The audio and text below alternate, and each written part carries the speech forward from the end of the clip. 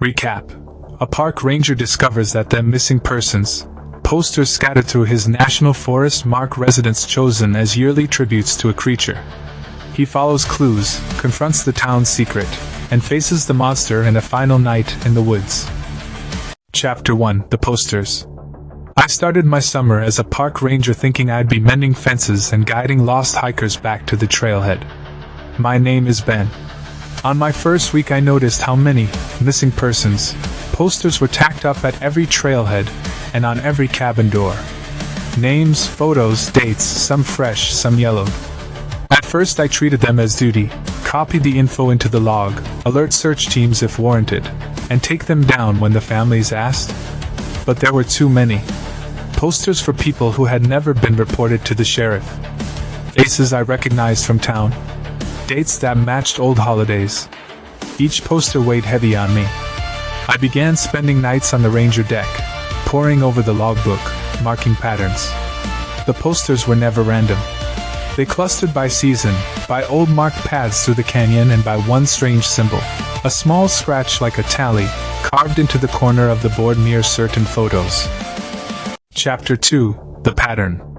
I mapped dates and faces and found a pattern. Every year, around the autumn cleaning of the campgrounds, a name disappeared from the town. The posters rose like a second harvest. When I compared lists, certain families appeared again and again. Not victims of the woods so much as chosen people. I confronted locals. Some looked away. Others smiled with practiced calm and told me the forest took what it wanted.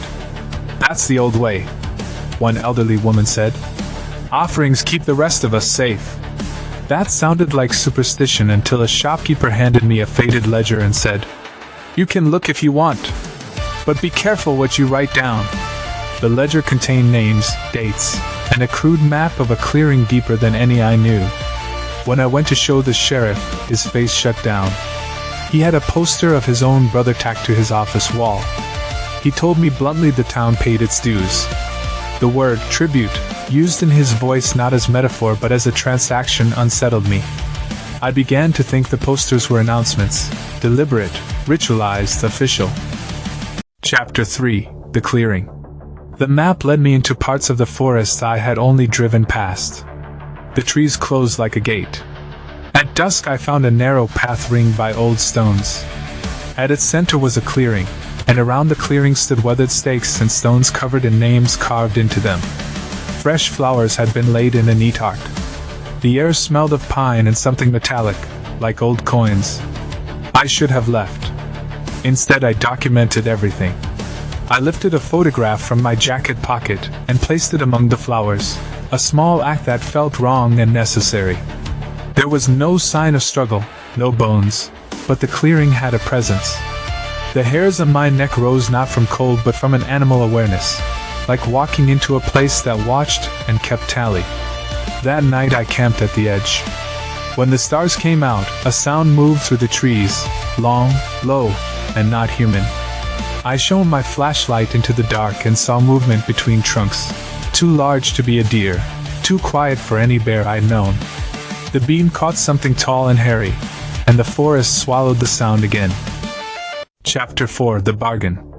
I confronted two men from town who had carved names into the stones. They confessed without drama. For generations, they said, the town had made arrangements with something in the woods. Each year a name would be chosen. Some were volunteers. Others were chosen by lot. The creature came for a single person, and in return there was safety. No unexplained fires, no vanished cabins, no livestock taken. They told me about a long ago winter when the creature took everything, and the town had been left with nothing. The bargain had been struck in fear. I asked why they didn't stop. One man shrugged and said, "We tried once. The woods took 3 in a month." Fear had become habit. The posters, I realized, were not just announcements but a ritual ledger, proof the town kept its side. Anger burned through me. The idea that humans could sign away other lives to something they'd made bargains with felt like a betrayal beyond words. I vowed to put an end to it. I spoke aloud in the clearing as if the forest could answer. There will be no more. Chapter 5. The Night. I stayed. I tore down posters, I removed names from stones, I burned what I could. At midnight the temperature dropped, and a low rasping came from the dark. The trees shook like a crowd exhaling. My flashlight swept past the movement so huge it blocked the moon. The creature stepped into the clearing. It was taller than any man, its hair matted like wet rope, and it smelled of earth and old rain. For a moment the whole forest was silent, as if listening. It studied the burned and torn posters, the empty stones. I thought it would turn away, disappointed. Instead it tilted its head, almost curious, and then it fixed its gaze on me. I had no plan. I had only the law and a stubborn belief that we didn't owe anything to a monster. It advanced, and I realized the bargain was not between them and a thing. It was between fear and people. The creature took what people offered because they offered it. Remove the offering and you force the bargain to change. The beast roared, a sound that felt like the forest's deep memory, and I ran. Chapter 6: The Price. I didn't kill the creature. No movie ending saved me. I barely escaped the clearing with my jacket torn and my notebook lost in the underbrush. I ran to the town at dawn, breathless and raw, and I thought I'd change minds with truth.